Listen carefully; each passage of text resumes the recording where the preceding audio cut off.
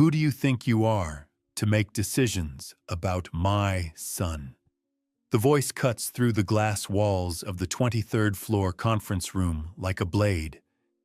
Inside this room, the world has suddenly shrunk to just two people locked in a moment that has been 10 years in the making.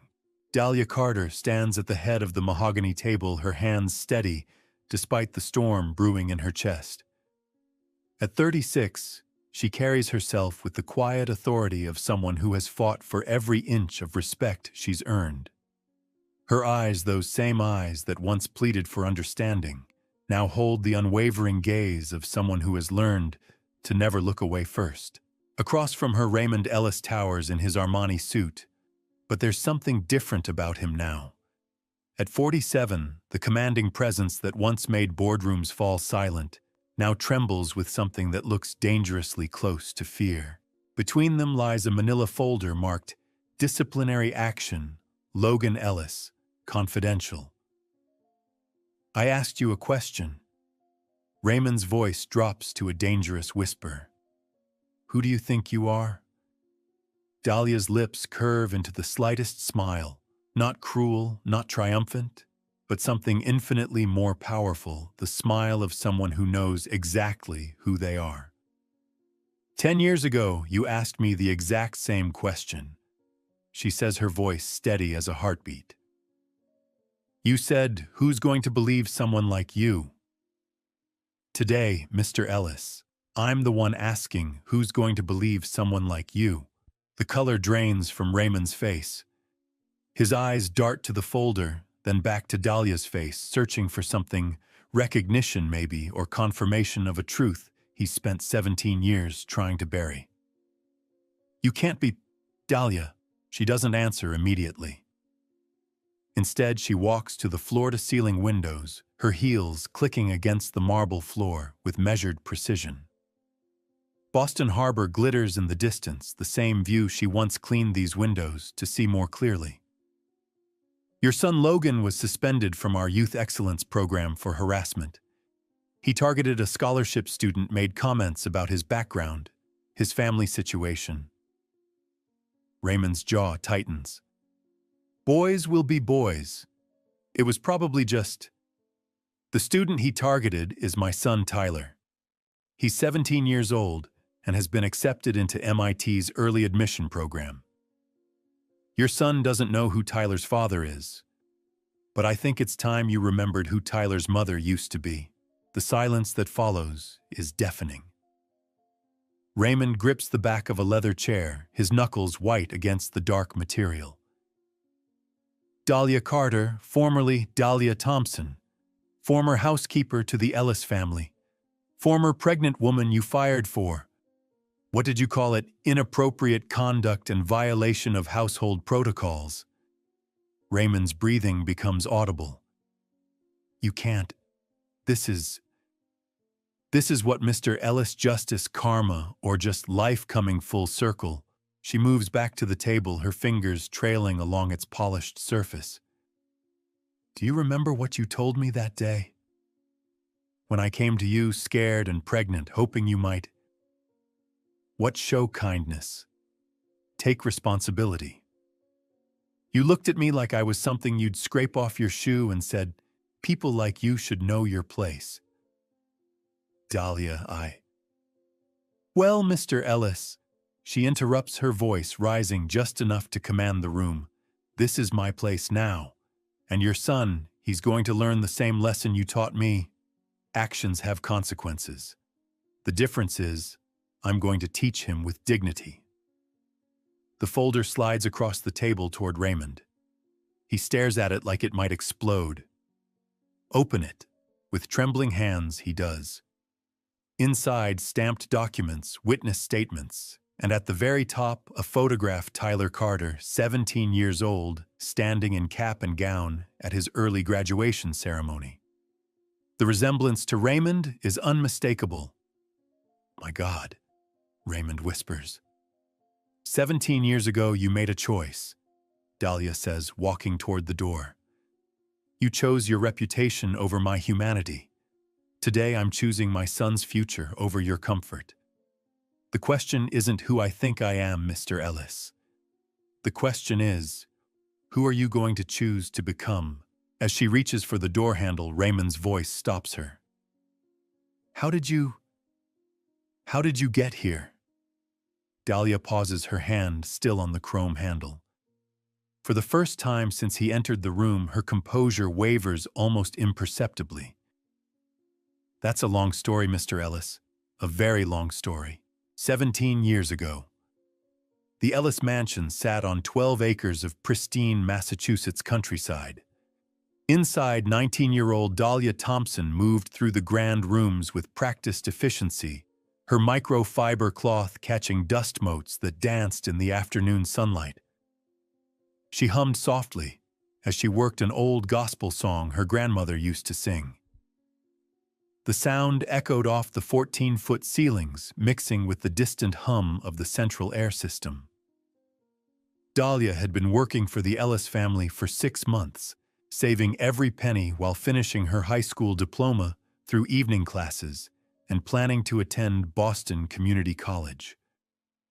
The job was temporary, just until she could save enough for college tuition and maybe someday open her own daycare center.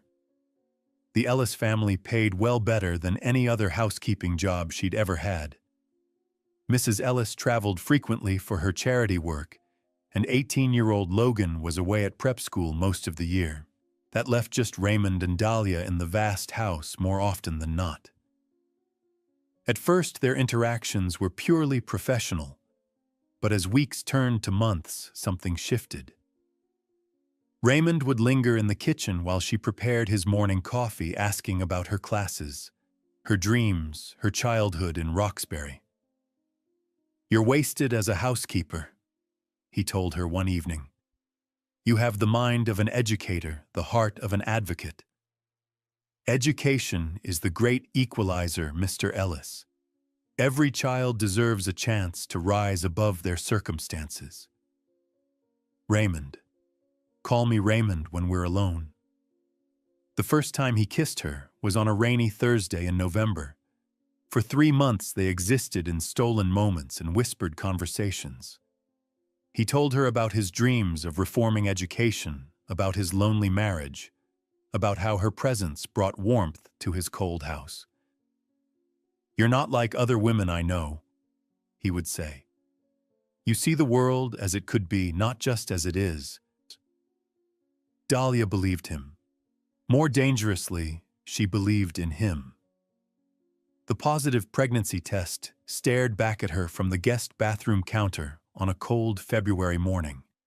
2 pink lines that changed everything.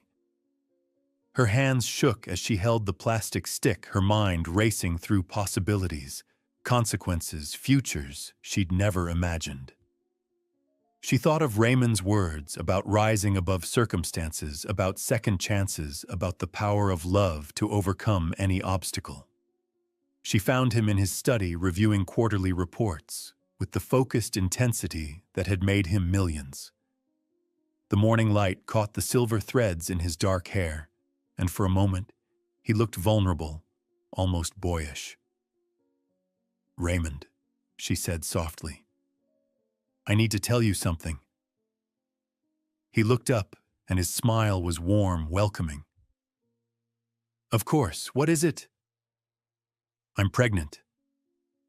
The words hung in the air between them like smoke. Raymond's expression didn't change immediately. It was as if the information needed time to travel from his ears, to his brain, to his heart. When the change came, it was swift and complete. The warmth drained from his eyes, replaced by something cold and calculating. He set down his pen with deliberate precision and leaned back in his leather chair.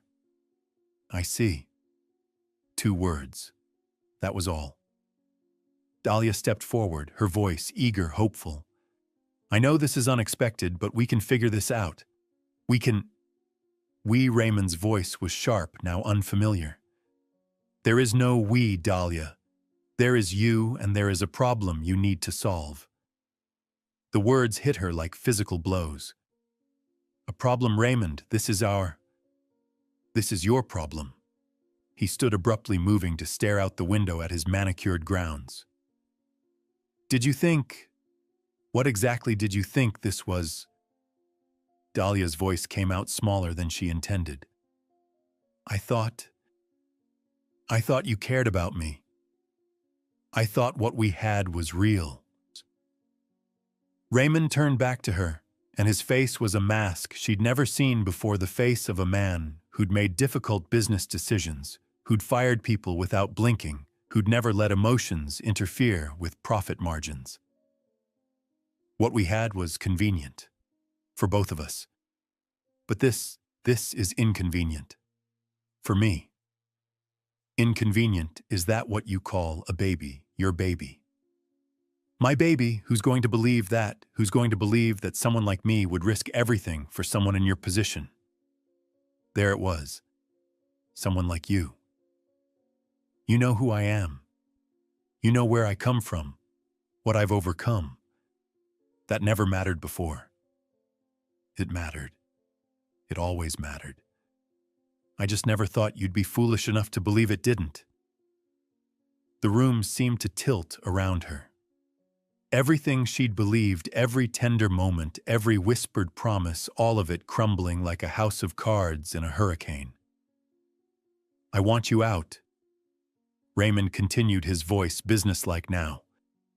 Today, I'll have my lawyer draft a separation agreement. You'll sign it, take a reasonable settlement, and disappear. Quietly. And if I don't, Raymond's smile was thin and dangerous, then I'll make sure you never work in this state again. I'll destroy your reputation, your future, your ability to help those children you care so much about. Your choice. Dahlia stared at him, seeing clearly for the first time the man behind the mask. This wasn't the passionate lover who'd whispered sweet promises in the dark. This wasn't even the distant but polite employer she'd first known.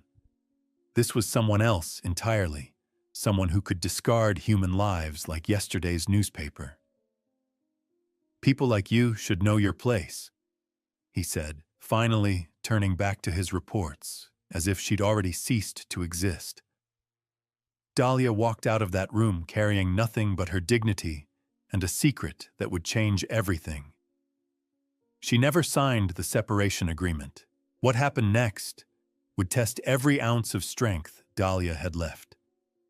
Because Raymond Ellis was about to show her the true extent of his power, and she was about to discover just how far a desperate woman could rise. The first night was the hardest. Dahlia sat in her Honda Civic in the parking lot of St. Margaret's Church, her entire life stuffed into 2 garbage bags. The winter rain drummed against the windshield, each drop like a tiny hammer blow. She'd been evicted 3 days after Raymond fired her. The timing was too convenient, a phone call about late payments that she'd never missed, followed by an immediate demand for vacation. Father Michael found her at dawn, curled up in the driver's seat. "Child, you can't sleep out here. Come inside." Father Michael was 73 with hands weathered from decades of service. He took one look at Dahlia, young, pregnant, clearly desperate, and asked no questions beyond, "Are you hurt? Are you safe?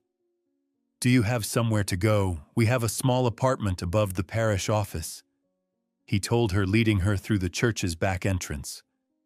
"Nothing fancy, but it's warm and dry. You can stay there while you figure things out." "I can't pay rent," Dahlia admitted, shame burning in her cheeks. "Did I ask for rent?"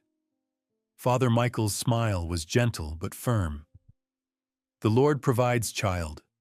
Sometimes through miracles, sometimes through the kindness of strangers. Today, he's providing through an old priest who believes everyone deserves a second chance." The apartment was barely 400 square feet, with a kitchen the size of a closet and a bathroom that required creative maneuvering. But it had a window that faced east, and every morning the sunrise would paint the walls gold and make everything seem possible again. Dahlia threw herself into survival with the same intensity she'd once brought to her dreams. She found work cleaning offices at night, her growing belly making the physical labor increasingly difficult, but the darkness providing blessed anonymity. During the day, she studied for her degree, using library computers and books. She checked out with her student ID, the one credential Raymond hadn't been able to take away. Tyler was born on a hot July afternoon during a thunderstorm. Father Michael drove her to Boston General running red lights and praying in Latin. "What will you name him?" the nurse asked. Dahlia looked down at her son and saw Raymond's eyes staring back from a face that would someday carry his strong jawline. Tyler. Tyler Carter. Not Thompson, her maiden name. Not Ellis, his father's name. Carter, a name she chose a fresh start. The first 2 years were a blur of sleepless nights and 18-hour days. Dahlia worked multiple jobs, cleaning offices, tutoring students, even helping other young mothers navigate social services. Tyler came with her everywhere, strapped to her chest, in a carrier she'd found at Goodwill, his bright eyes taking in a world that his mother was determined to expand for him, one opportunity at a time. She finally graduated when Tyler was 2.5, walking across the stage at Northeastern University with her son in the audience held by Father Michael. "Speech, speech!" Tyler called out, causing laughter. "What should I say, baby?" Tyler thought seriously. "Say thank you and I love you and we did it." And that's exactly what she did. But a degree was just paper without opportunity, and opportunities were scarce for single mothers with complicated histories. Dahlia applied for teaching positions throughout Massachusetts, only to find doors mysteriously closing after initial interest. References who'd promised glowing reviews suddenly became unreachable. Interview slots that had been confirmed were abruptly canceled. It took her 3 months to recognize the pattern. Raymond's influence extended far beyond his own company.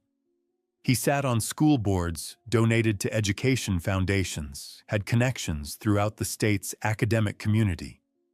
He was keeping his promise to destroy her professionally, but doing it so subtly that she could never prove it. That's when Dahlia stopped trying to work within existing systems and decided to build her own. She started small. Saturday tutoring sessions in the church basement, free childcare for single mothers getting their GEDs, a food pantry for families with young children. Word spread quickly. Within 6 months, Dahlia had 30 volunteer tutors and a waiting list of over 100 children. Local newspapers covered their programs. City councilors started showing up for photo opportunities. That's when Dahlia decided she would not remain hidden in the shadows. She would step into the light and demand the respect she'd earned. She applied for her first major grant from the Massachusetts Education Foundation, $100,000 to expand her tutoring program statewide. The application required extensive background checks, reference letters, and a detailed business plan. Most importantly, it required her to make public presentations to the Foundation's board of directors. Raymond Ellis sat on that board.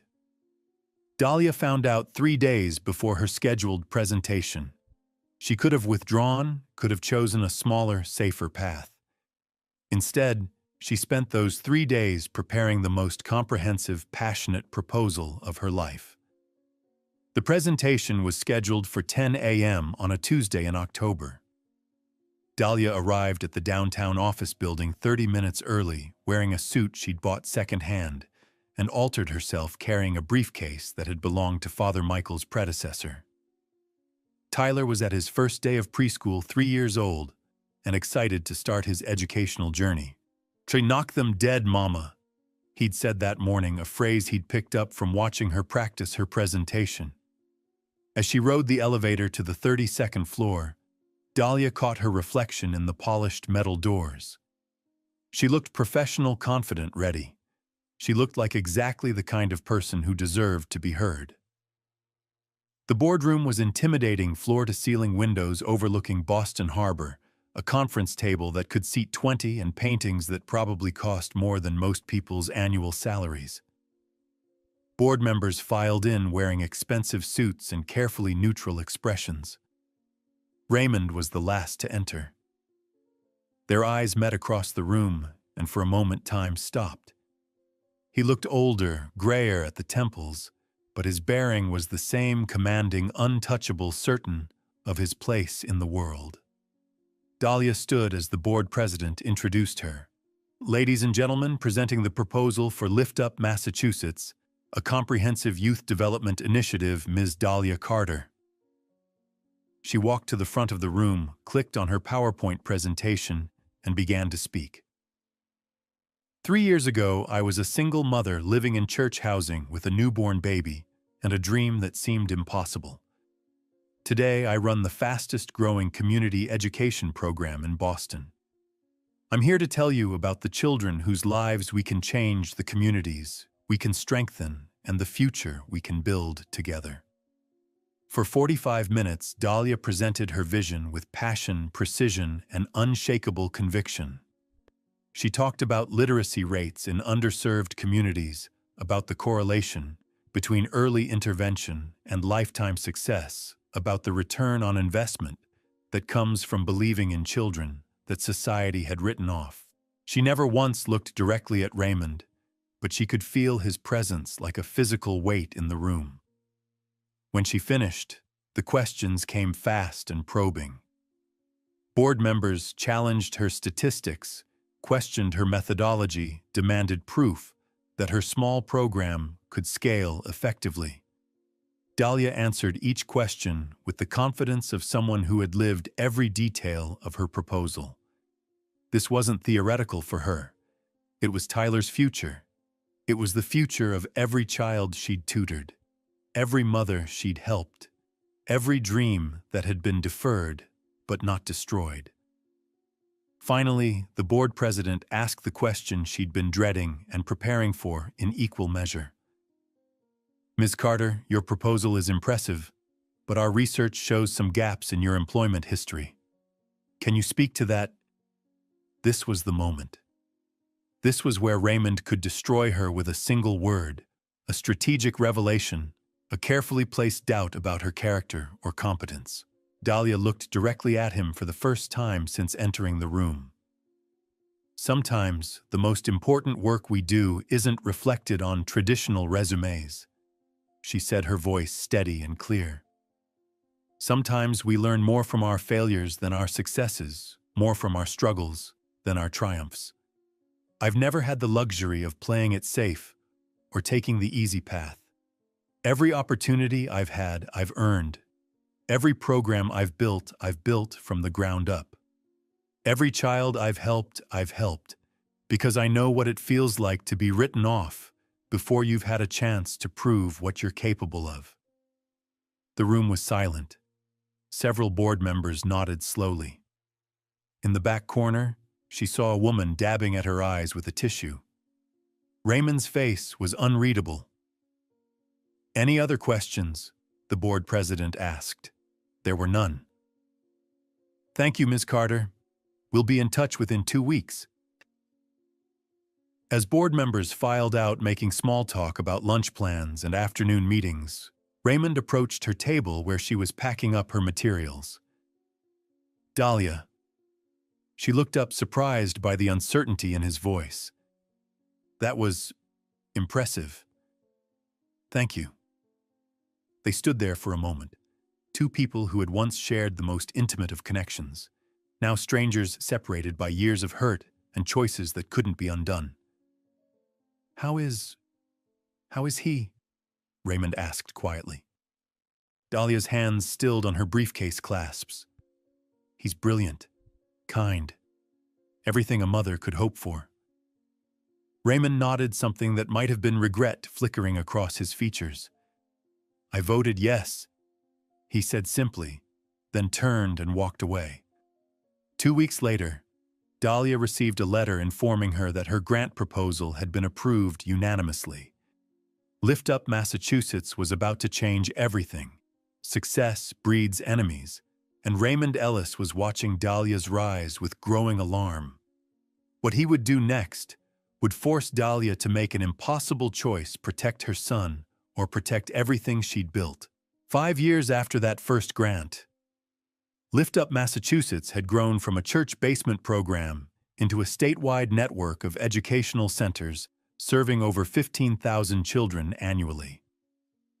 Dahlia's office occupied the top floor of a converted warehouse in Cambridge, its exposed brick walls lined with thank you letters from families, newspaper clippings documenting their success stories, and photographs of graduation ceremonies where former students received diplomas they'd once thought impossible to earn.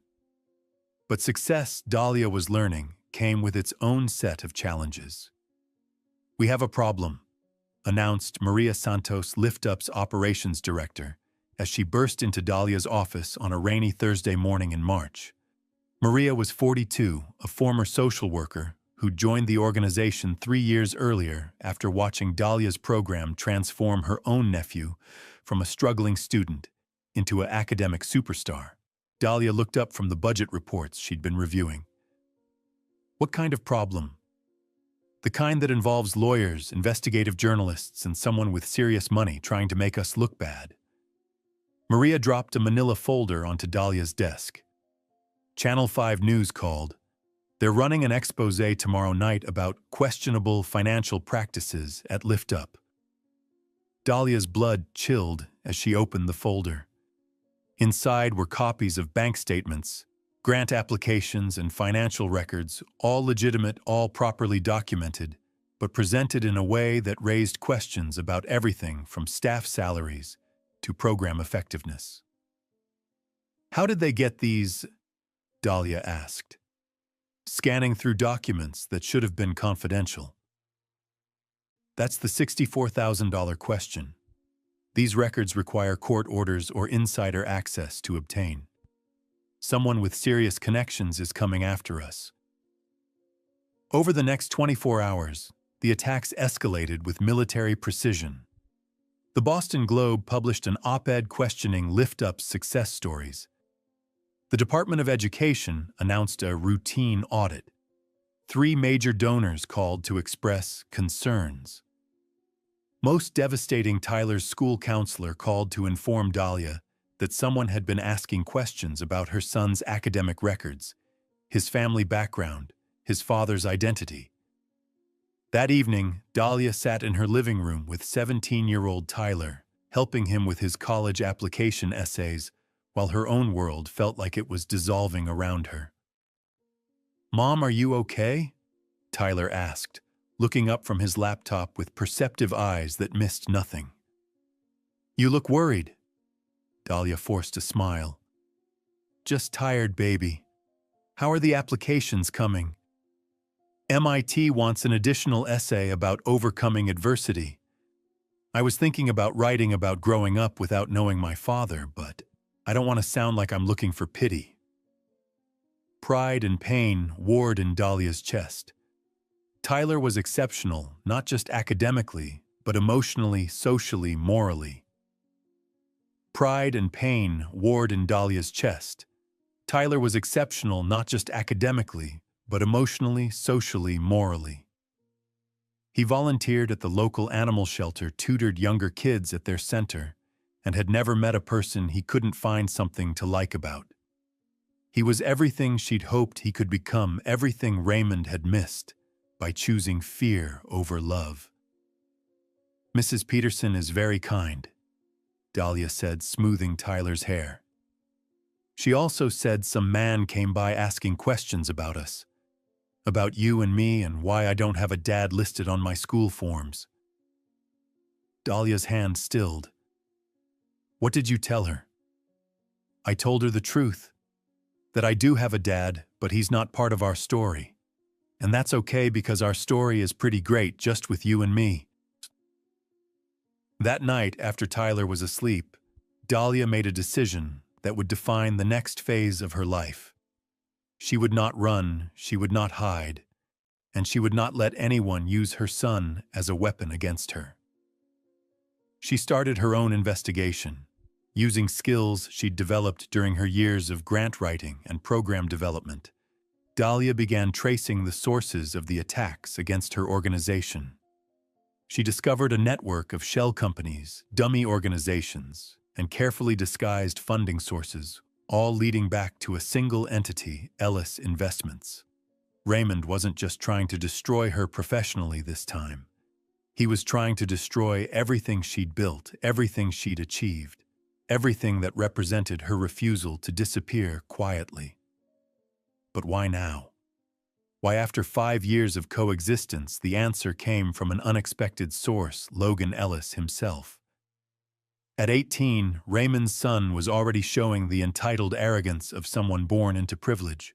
But he was also enrolled in one of Boston's most exclusive private schools, where academic standards were rigorous and social connections were everything.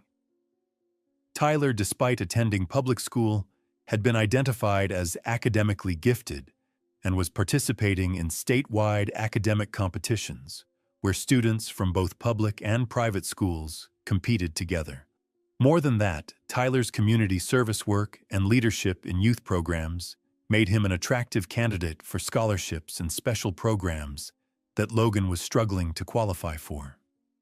The two boys didn't know each other, but they were on a collision course in Boston's competitive academic world. And Raymond Ellis couldn't tolerate the possibility that his illegitimate son might outshine his legitimate one. Dahlia confirmed her suspicions through a series of carefully orchestrated encounters. She attended school board meetings where Raymond spoke about education reform. She volunteered at charity galas where Ellis Investments was a major sponsor. She made herself visible in the exact circles where Raymond wielded his influence, watching him watch her, seeing the calculation in his eyes as he tried to determine how much of a threat she'd become. The final confirmation came at the annual Massachusetts Education Summit, where Dahlia was scheduled to receive an award for outstanding community leadership. Raymond was being honored the same evening for his company's philanthropic contributions to public education. As they stood backstage waiting for their respective presentations, Raymond approached her for the first time in 5 years. "You look well, Dahlia." "I am well, very well." "And Tyler is none of your concern." Raymond's jaw tightened. "He's about to become everyone's concern.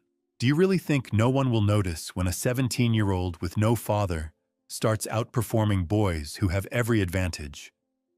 Do you think no one will ask questions when he gets into MIT while other students with family connections get waitlisted?" Dahlia turned to face him fully. "Are you threatening my son?" "I'm offering you a chance to be smart, again. Take the organization national. Move to California or Texas or anywhere that isn't here. I'll even arrange funding. In exchange for your silence, your distance, your assurance that the past stays in the past." Dahlia laughed, but there was no humor in it. "You still don't understand, do you? I'm not the scared girl you fired 7 years ago. I'm not going anywhere. And Tyler is going to achieve everything he's capable of achieving, which based on current evidence is considerably more than your son." Raymond's mask of civility slipped. "You have no idea what I'm capable of." "Actually, I do. I've been on the receiving end of your capabilities twice now. But here's what you don't understand about me, Raymond. Every time you try to destroy me, I get stronger.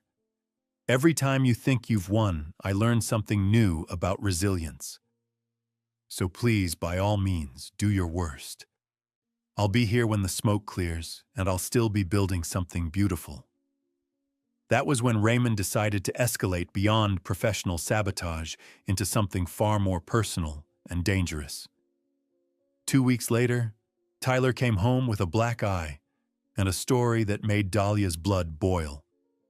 There were these older boys from a private school at the academic competition. They said I thought I was better than everyone else because I got special treatment. They said kids like me don't belong in programs for smart kids. Kids like you. Tyler's voice was small. Poor kids. Kids without dads. kids whose moms used to clean other people's houses. That last detail wasn't something Tyler would have known. Someone had told those boys exactly what to say. "Baby, you listen to me," Dahlia said, cupping Tyler's face in her hands. "You belong everywhere your talent and effort can take you. Your worth isn't determined by your bank account or your family structure or what job your mama used to have. Do you understand?" Tyler nodded, but she could see the seed of doubt that had been planted. For the first time in his young life, someone had made him question whether he deserved the opportunities he'd earned. That night, Dahlia made a decision that would bring this long, simmering conflict to its inevitable conclusion. If Raymond wanted to involve their children in their war, then it was time to end the war once and for all. The Ellis Investments building loomed 37 stories above downtown Boston. Dahlia had never imagined walking through its front doors as anything other than an employee, and never as an equal. Today was different. She wore her best navy suit, her hair pulled back professionally. She carried herself with the confident stride of someone who belonged in corporate boardrooms. The receptionist smiled politely. "Good morning. How may I help you?"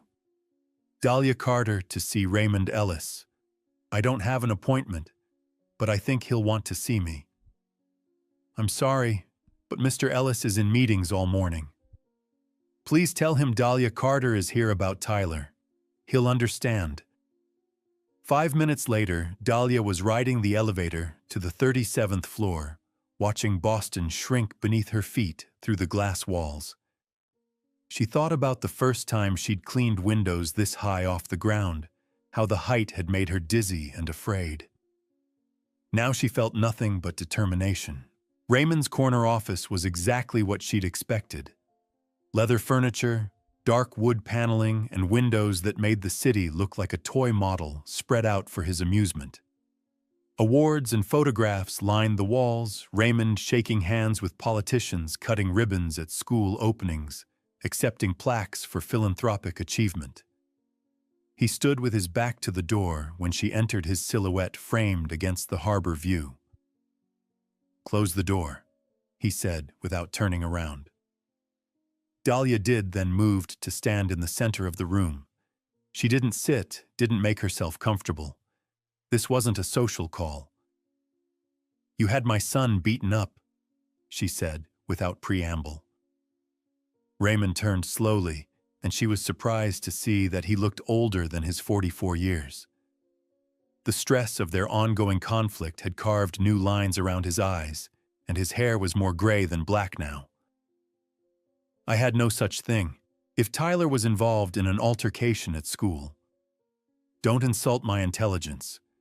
Those boys knew details about my employment history, about Tyler's family situation, about things that a 13-year-old wouldn't know unless someone told them exactly what to say." Raymond moved to his desk, putting the massive piece of furniture between them like a barricade. "You're paranoid, Dahlia. Success has made you think everyone is out to get you. Everyone isn't. Just you." Dahlia stepped closer to the desk. "For 7 years, you've tried to destroy me. First personally, then professionally, now you're targeting my child. When does it end, Raymond? When are you satisfied that you've punished me enough for the crime of existing? I haven't. You had my rental application rejected when I tried to move to a better neighborhood. You've blacklisted me from 3 different teaching positions. You've used your influence to delay permits for our new centers, to complicate our tax filings, to make every single aspect of building something positive as difficult as possible." Raymond's composure cracked slightly. "You don't know what you're talking about. I have documentation, emails, financial records, a paper trail that leads back to you or your associates for every mysterious roadblock I've encountered. Did you really think I wouldn't figure it out? Did you think I'd gotten this far by being stupid?" She pulled a thick folder from her briefcase and dropped it on his desk. That's a copy. The originals are with my lawyer, along with instructions to release everything to the media if anything happens to me or Tyler. Raymond stared at the folder as if it contained a bomb. "What do you want?" he asked finally. "I want you to stop. I want you to leave my son alone. I want you to accept that Tyler exists, that he's exceptional, and that he's going to continue to succeed whether you like it or not. And if I don't," Dahlia smiled, and there was something dangerous in it, "then I'll destroy you the same way you tried to destroy me. Except I'll do it with the truth." She opened the folder and pulled out a single photograph: Tyler and Logan standing side by side at a recent academic competition. The resemblance was unmistakable. The same eyes, the same bone structure, the same confident posture. Logan is 18 now. Tyler is 17. Old enough for people to start noticing family resemblances when they're competing in the same academic circles. Old enough for Logan to realize that his biggest competition for Ivy League admission happens to look remarkably like him. Raymond's face went white. "You wouldn't." "I wouldn't what?" "Tell my son who his father is. Tell the truth about why you fired me. Tell the world that the great Raymond Ellis is so threatened by a teenager's academic achievements that he spent 7 years trying to sabotage a community organization that helps disadvantaged children. Logan doesn't need to know.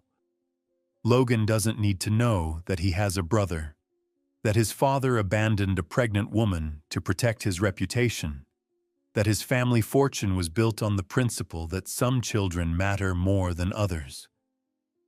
Dahlia leaned forward, her voice dropping to a whisper that somehow carried more power than shouting. "Here's what's going to happen, Raymond. You're going to end your campaign against me and Tyler.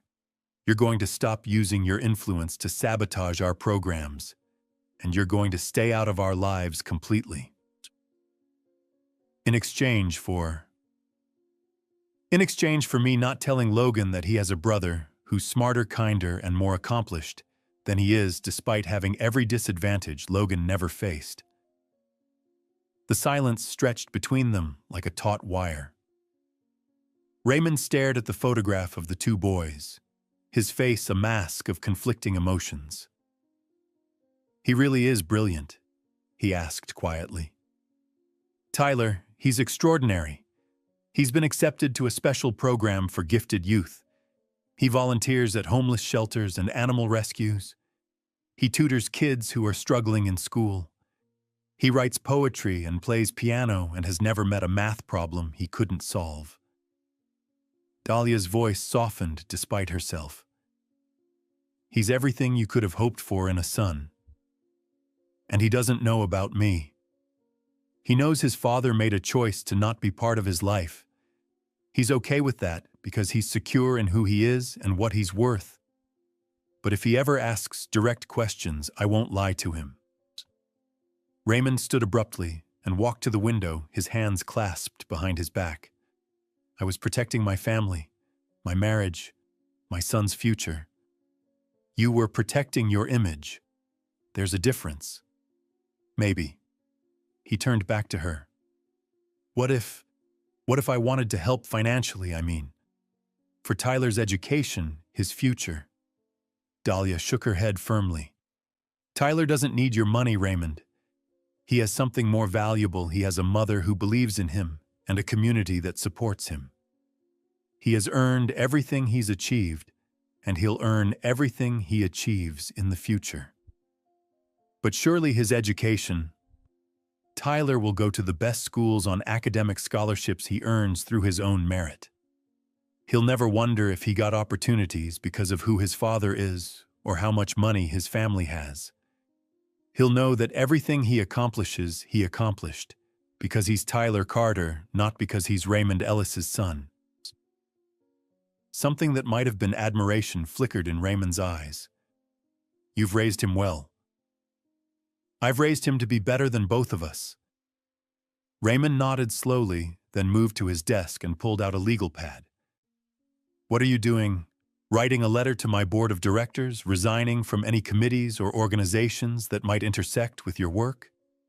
Writing instructions to my staff to cease any activities that might impact Lift Up Massachusetts or the Carter family?" He looked up at her. "I'm ending this, Dahlia. All of it. Just like that. Just like that." He finished writing and signed his name with a flourish. "You win." Dahlia studied his face, searching for signs of deception or hidden agendas. She found none, only exhaustion and something that might have been regret. "This isn't about winning, Raymond. This never was. This was about you making peace with a choice you made many years ago. A choice that hurt people who didn't deserve to be hurt." "I know." He folded the letter and sealed it in an envelope. "I've always known." As Dahlia reached for the door handle, Raymond's voice stopped her. "Dahlia!" She turned back. If Tyler ever wants to know about his father, will you tell him I asked about him? That I was proud of what he'd accomplished." For a moment, the mask slipped completely, and Dahlia saw not the powerful CEO or the cold manipulator, but a man who had made choices he couldn't undo and was finally facing the full weight of their consequences. "I'll tell him the truth," she said simply. "All of it. When he's ready to hear it." "Thank you." Dahlia left Raymond Ellis alone in his corner office, staring out at a city that suddenly looked different than it had that morning. She didn't feel triumphant or vindicated. She felt tired and sad, and ready to focus on building rather than fighting. She had won, but winning felt less important than finally being free. Victory is just the beginning. Watch how Dahlia transforms her pain into purpose, building something so beautiful that even her greatest enemy becomes part of the healing. 3 years after the confrontation in Raymond's office, Lift Up Massachusetts had evolved into something neither Dahlia nor her early supporters could have imagined. What had started as Saturday tutoring sessions in a church basement now encompassed 12 regional centers, a residential summer academy, and partnerships with 43 school districts across New England. But more than the numbers, it was the stories that revealed the true scope of their impact. Standing in the central courtyard of their newest facility in Lowell, Dahlia watched 11-year-old Maria Gonzalez explain photosynthesis to fascinated kindergartners. 3 years ago, Maria had arrived reading at first-grade level. Today, she was a peer tutor accepted into a specialized science program. "The chlorophyll is like the plant's stomach," Maria was saying. "It takes the sun's energy and turns it into food, just like how we can take reading and math and turn them into dreams." The metaphor made Dahlia smile. These children understood what many adults struggled to grasp. Education wasn't about memorizing facts. It was about transformation. "Ms. Carter," Dahlia turned to find Tyler approaching, now 17, and tall enough to look down at her slightly. He'd grown into Raymond's bone structure, and her determination creating a combination that was startling in its intensity.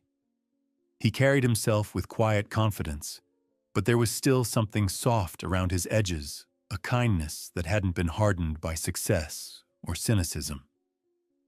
"The car's here for the MIT visit," he said. "Are you sure you don't want to come?"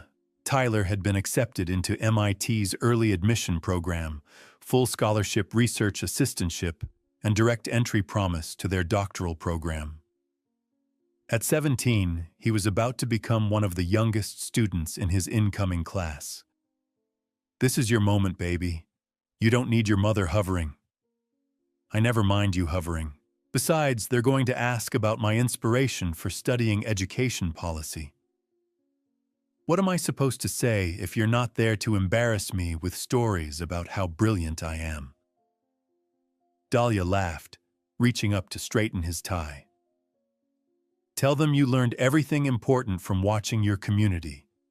Tell them you want to build systems that work for everyone, not just people who look like you or come from families like yours. That's what I always tell them. Tyler's expression grew more serious. Mom, can I ask you something? Always. Do you ever wonder what would have happened if my father had made different choices, if he'd been part of our lives? The question didn't surprise Dahlia. Tyler had been asking variations of it for years, as he'd grown old enough to understand that their family structure was different from many of his peers. What surprised her was the timing. Tyler was about to leave for college, about to step into a world where his own choices would define his future. I think about it sometimes, she answered honestly. But not in the way you might expect. What do you mean? Dahlia looked around the courtyard at the children studying and playing and growing into their potential. I think about how different you might have been if you'd grown up with privilege, with the assumption that opportunities belong to you by birthright instead of by merit. I think about whether you'd care as much about helping other kids if you hadn't been one yourself. And I'm grateful every day that you grew up to be exactly who you are. Not despite your father's absence, but including it. Your compassion comes from understanding what it feels like to be underestimated. Your drive comes from knowing that nothing is guaranteed. Your sense of justice comes from watching your mother fight for what's right, even when it's hard. Tyler nodded slowly. I've been thinking about that too. About how maybe some gifts come disguised as challenges. Very wise for someone who's not even 17 yet. I had a good teacher. As Tyler headed toward the van that would take him to MIT for his pre-enrollment interviews, Dahlia felt a complex mix of pride and anticipation. He was ready for this next phase, ready to take everything she'd taught him about resilience and compassion and apply it on a larger scale. But Tyler wasn't the only young person whose trajectory had been shaped by their programs. Ms. Carter. She turned to find Logan Ellis standing near the courtyard entrance, looking uncertain and somehow younger than his 18 years, despite his obvious privilege and private school polish. Logan had been a frequent visitor to their centers over the past 2 years, initially court-ordered community service, after an incident involving underage drinking and property damage. But something had shifted during his time with their program. He'd started showing up on days when he wasn't required to be there, helping with homework supervision and playground duty. Logan, how are you? Good. Better. He shifted awkwardly. I wanted to thank you for letting me volunteer here even after everything. You've earned your place here. The kids love you. It was true. Logan had a gift for connecting with the younger children, possibly because he understood what it felt like to struggle academically, despite having every resource available. His dyslexia had gone undiagnosed for years, masked by expensive tutors and family connections that ensured he passed classes regardless of his actual comprehension. I've been thinking about my college major, Logan said. About what I want to study. Maybe education. Maybe social work. What does your father think about that? Logan's expression darkened. My father and I don't talk much about my future anymore. We don't talk much about anything, actually. Dahlia had heard rumors about the growing tension in the Ellis household. Raymond's wife had filed for divorce 6 months earlier, citing irreconcilable differences that insiders suggested involved financial improprieties and personal betrayals. Logan had been spending most of his senior year living with his mother in her separate apartment, preparing for college while maintaining distance from his father. I'm sorry to hear that. Don't be. It's probably for the best. We're very different people. Logan looked around the courtyard, taking in the diverse group of children working together on various projects. I like it better here. It feels more real. What do you mean? At home, everything is about image and connections and making sure other people think you're successful. Here it's about actually helping people, about making things better instead of just looking like you're making things better. Dahlia studied Logan's face, seeing something that reminded her of Tyler's earnestness, but came from a different place. Not from having been denied opportunities, but from recognizing that opportunities without purpose felt empty. Education and social work are challenging fields, she said carefully. The pay isn't great, the hours are long, and the problems are complex. You sure you're ready for that? I'm sure I'm not ready for a life that doesn't matter. I've seen what that looks like, and I don't want it. That evening, Dahlia sat in her home office reviewing applications for their newest program, a mentorship initiative that would pair successful college students with high school juniors preparing for higher education. Tyler had helped design the curriculum before leaving for MIT, focusing on study skills, financial literacy, and college navigation for first-generation students. As she read through essays from potential mentors, one application made her pause.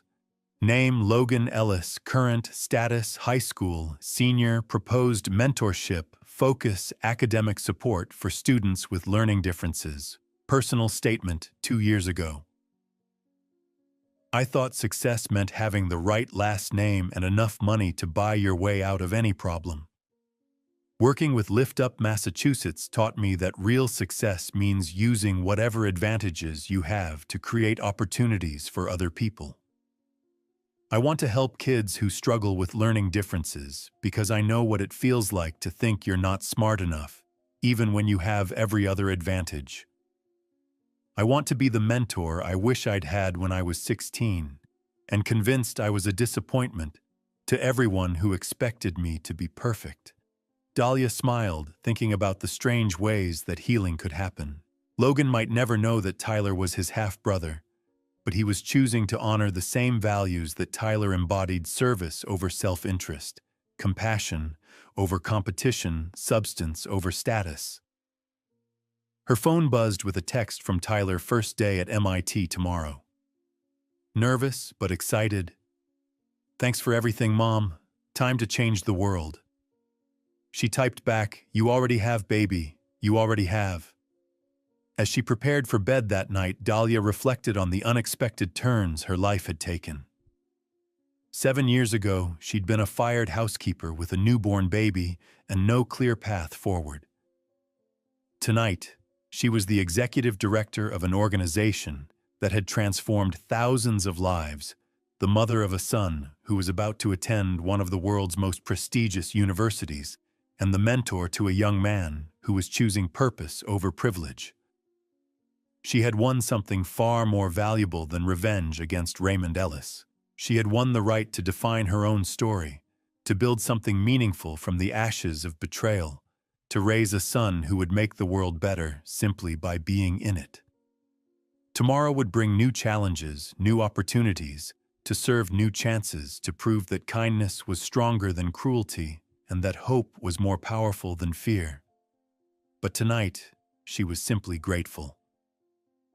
The most powerful endings are really new beginnings. Stay with us for the final chapter, where Dahlia's legacy becomes bigger than her story, and where healing comes full circle in the most unexpected way.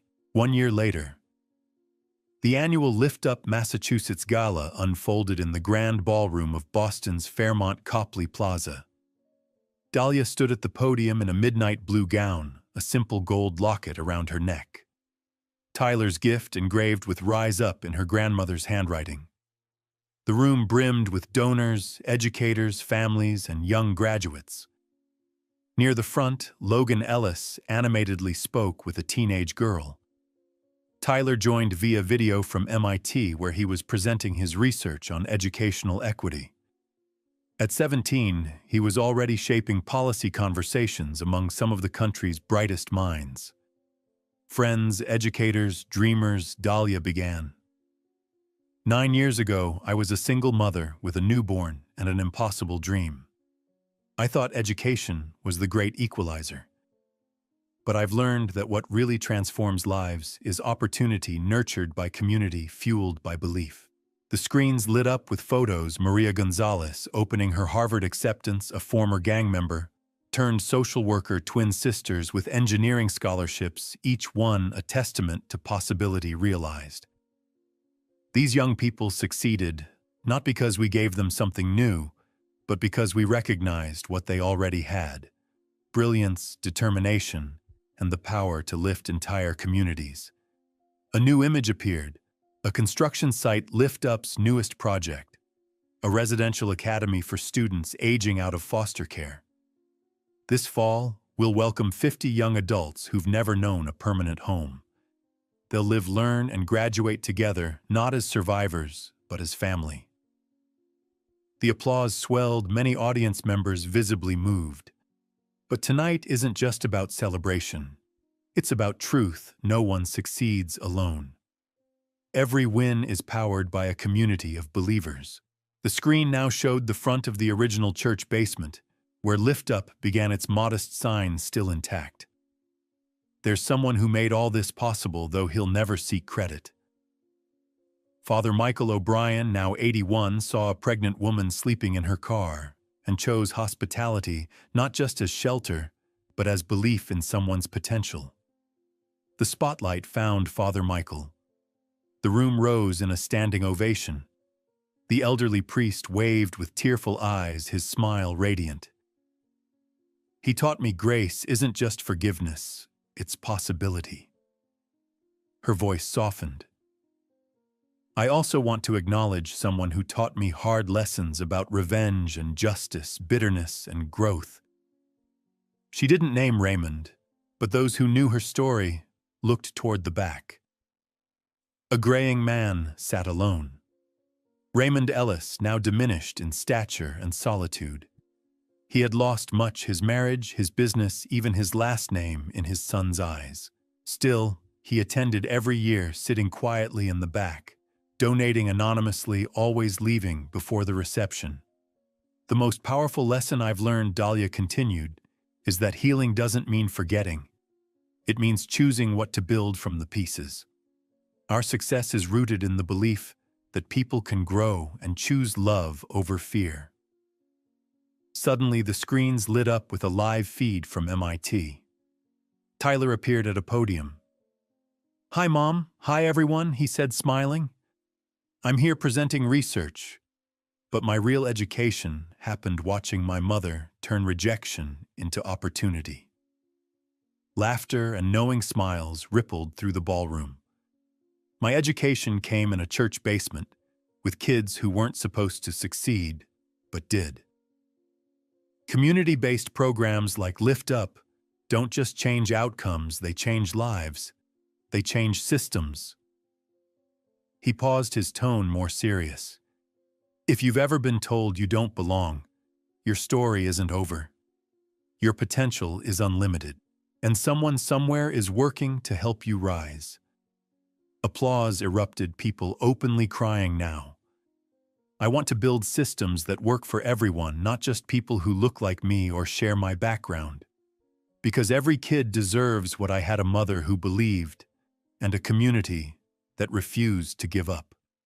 As the screens faded, silence followed, then a collective rising applause echoing through the ballroom for all who'd chosen to believe.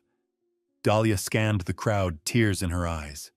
She felt peace, not because her journey was finished, but because she knew it had never been just hers. She had been part of something greater. At the back, Raymond stood quietly. Their eyes met.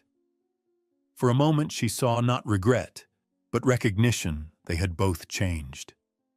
Later, as guests began to leave, Dahlia stepped into the hotel garden, needing air. The rain had stopped. The city glowed, streets wet and glistening like stars. Ms. Carter, a young woman approached, 17, wearing a second-hand dress, face full of quiet determination. One of their newest participants. "Keisha Wright, did you enjoy the gala? It was beautiful," she said. "I wanted to ask, do you think someone like me could go to college, Dahlia saw herself in her. She saw Tyler. She saw the countless faces of those who'd once asked the same. Keisha, she said, you're not where you've been. You're not even where you are. You're where you're going. And college isn't just possible, it's inevitable. The only question is, which one gets lucky enough to have you? Keisha's smile lit up the night. Thank you, Ms. Carter, for everything. As the girl walked away, Dahlia called Tyler. How was the rest of the gala, he asked. Perfect, she replied. I met someone who reminds me of you, the next world changer. She paused. Our work, it's not just about success stories. It's about believing everyone deserves the chance to rise, creating a world where kindness wins. I love you, Mom. I love you too, baby. Now go change the world. Inside the ballroom was nearly empty. At the registration table, Dahlia spotted an envelope with her name. Inside, a letter in Raymond's handwriting and a bank check for a staggering amount. Dahlia, Tyler is extraordinary. You gave him what I never could, tools to love others well. This is for the Foster Academy, not out of guilt, but gratitude. You won. Not by defeating me, but by building instead of destroying. Thank you for showing my son, our sons, what strength looks like. R. She folded the note and tucked it away. Tomorrow she'd fund the next project. Tonight she'd simply be thankful. Outside, Boston shimmered with promise. Somewhere Tyler celebrated his research. Logan prepared for college while still mentoring others. Across the country, lift-up students studied, dreamed, believed. The clouds parted.